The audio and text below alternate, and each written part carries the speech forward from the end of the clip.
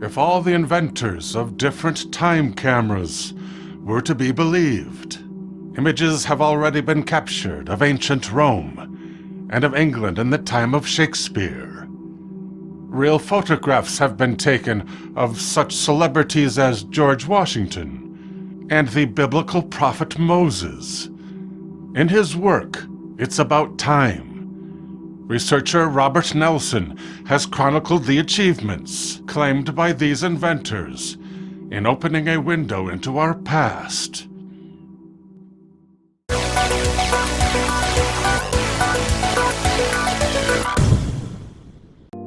More than a half-century had passed since the invention of modern photography, before the first demonstration of a time camera in 1897 at a portrait studio in Liverpool. The device, called a chronoscope, was created by William Maplebeck, based on a unique arrangement of mirrored quartz lenses. It was said to capture random images from the past. Examples of exposed photographic plates were shown to the audience as projected from a magic lantern, including a street scene from Elizabethan times, revealing details of clothing worn by men and women of that period. Roman soldiers, garrisoned in the township of Chester, and pictures of prehistoric man in the Ribble Valley, hunting wild game. Baron Ernst von Lübeck published in 1912 a report on his experiments with what he called trans-time photography. He used a cathode ray tube with electrodes coated with two heavy metals, one of which was common lead. The other electrode was bound with dysprosium, an element that is now employed to absorb neutrons in nuclear reactors. Regarding the Baron's invention, no other information has survived. In 1934, the editor of Liberation magazine, William Paley, published an account describing another time viewer. He called it Ultravision, and he claimed to have constructed it by collaborating with Thomas Edison. Paley was arrested for political crimes, and the apparatus was confiscated by the FBI. It was never seen again. The underlying physics of the time camera may have been best explained by documentary filmmaker Andrew Legg. He describes the Keppel wave, an elusive form of radiation whose properties are similar to those of light, with one important difference. The speed of light is very fast. So fast that, according to Einstein, nothing can exceed its velocity. The Keppel wave travels exceedingly slow. At the rate of 1 foot per year, a device constructed to see these waves could capture the image of a scene more than 1,000 years past, if the photograph was taken from the distance of a quarter mile. Baird T. Spaulding was an American mining engineer who said he formed an alliance with Charles Steinmetz, the electronics wizard of Schenectady, and that together they invented the camera of past events.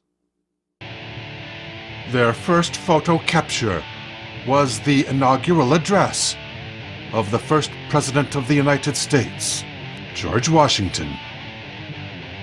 The address was given in New York City at the City Hall, which today is known as Federal Hall. Washington can be seen pacing on the platform, where he was joined by numerous government dignitaries, who also can be clearly identified. Previously, for a view of this event, researchers have had to rely on period paintings. In one of Spalding's lectures, he confesses that he tried for 8 years to get a photograph of Jesus of Nazareth during the time of his ministry. Finally, he did succeed in securing an image of the crucifixion. Compared to the criminals amidst whom the Nazarene was executed, he appeared to have been a very tall man, perhaps 6'2". His eyes were closed, and a crude wooden sign was hung from his neck as an insult by his Roman persecutors. In Latin it said, "This is Yeshua, the King." Incredibly, there is another time photograph of the crucifixion, procured through the use of the chronovisor, invented by Benedictine Father Pellegrino Ernetti. Both the photo and the camera are rumored to be stored in the archives of the Vatican.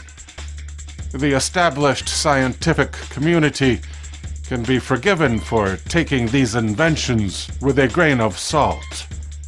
But what if just one of them is real? This stuff is the future. This stuff is the future. This stuff is the future. This stuff is the future. This stuff is the future. This stuff is the future. This stuff.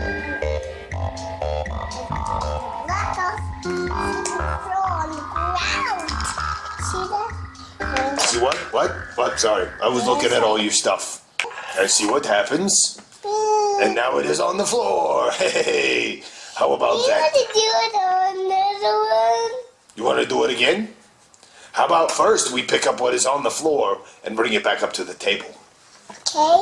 Cool? Okay. Very cool. Okay, Okay, I'll help you. I'll help you. No, good job. See what happens? I think I know what happens. Yeah, there it goes. No, thank you.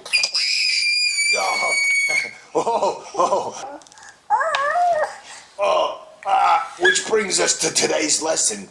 Say, kiddos. You should not hit your friends. Scary would prefer a different game to play. The stuff is the future.